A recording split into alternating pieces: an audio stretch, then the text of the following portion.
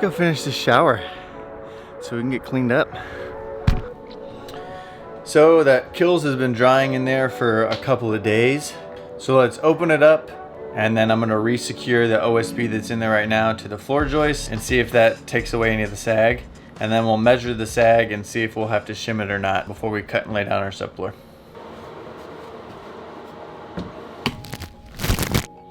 Looks pretty good.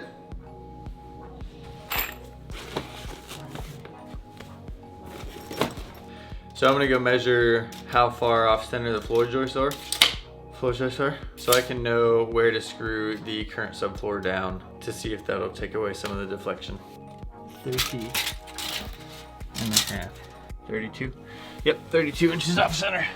Here is one of the floor joists. So yep.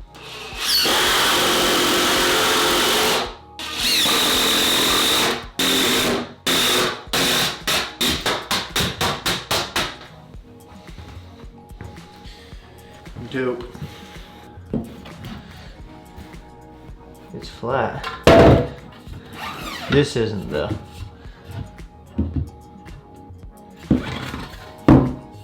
So when we spoke to the contractor, he asked if I had tried to re-screw down and secure the floor to see if that would take that sag out. I had tried and I didn't think it did, but after putting these in, it's definitely less. I think I'm gonna leave it, and then when I put the new subfloor on top, hopefully that'll kind of bring it up a little bit, because you don't screw the next layer of the subfloor into the floor joist, you screw it into the floor. So hopefully that'll help level it out a little bit. It's time to cut the next layer.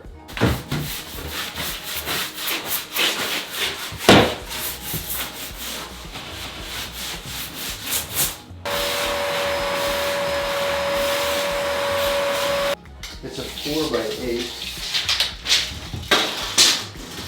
So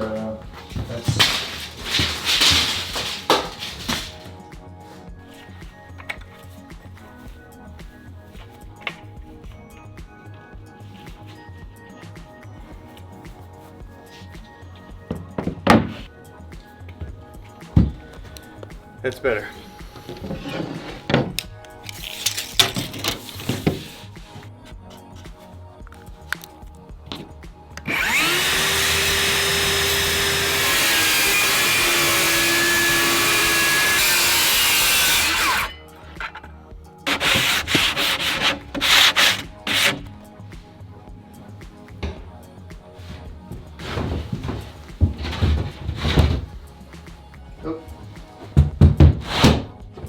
So what I think I'm going to do here is take up that subfloor. And that way, without doing that part of the renovation, I can fit the subfloor underneath that, in between the door frame.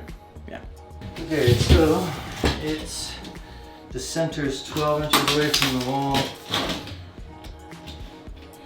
and 15.5 inches away from the tub. So 12 and 15.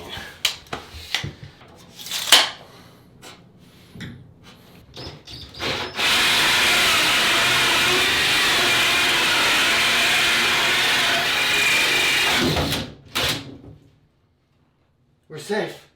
Okay, now I'm gonna screw it down. You don't have to make that thing bigger first? You just need a hole there to know where it is, and then you just... With the special screws?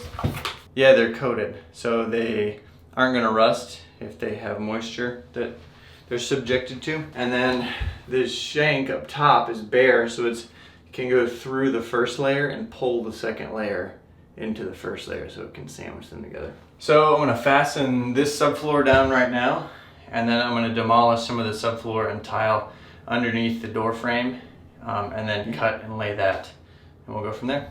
Okay, here we go.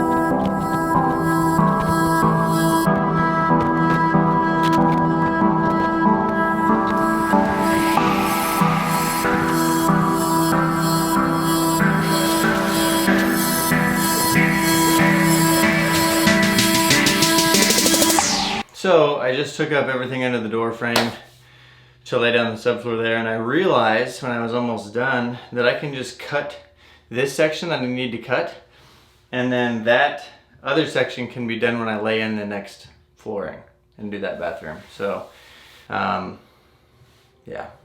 This is why you can't make construction. This is 11.5.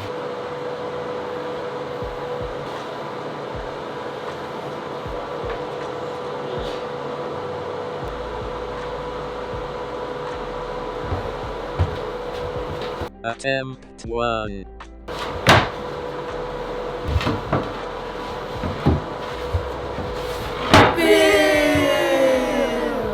Attempt 2.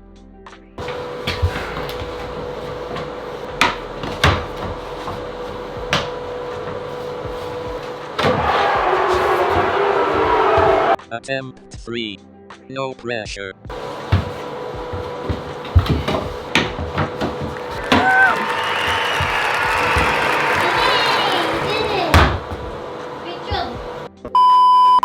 So my wife found some vanities for the bathroom on sale at a liquidator's warehouse. So we went and picked those up. Going down, going down. Back to the construction.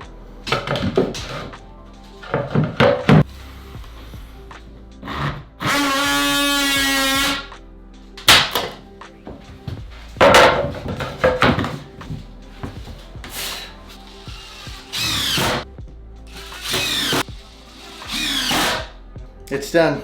It's laid.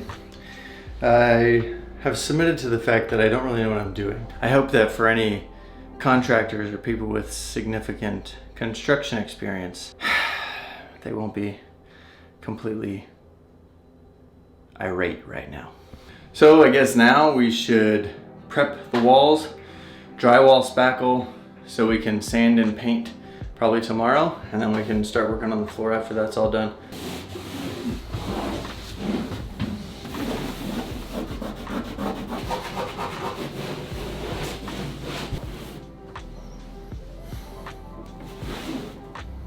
I got off a lot of the dust and grime, and the main purpose of that was just to see what I needed to sand down so I can know what we're gonna have to spackle and texture.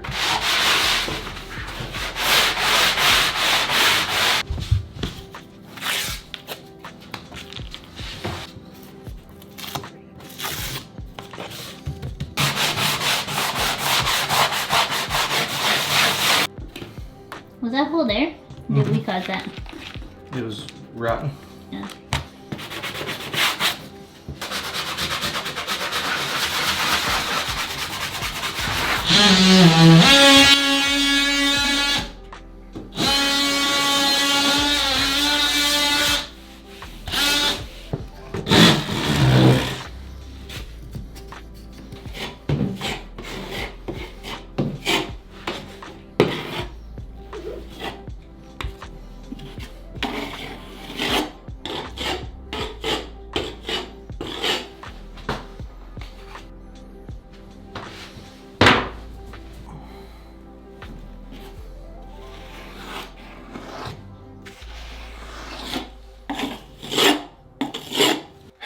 As you can see, I am, you'd consider me a master craftsman.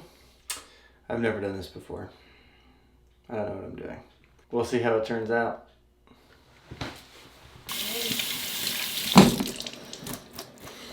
Well, a mentor I once had said, done is better than perfect.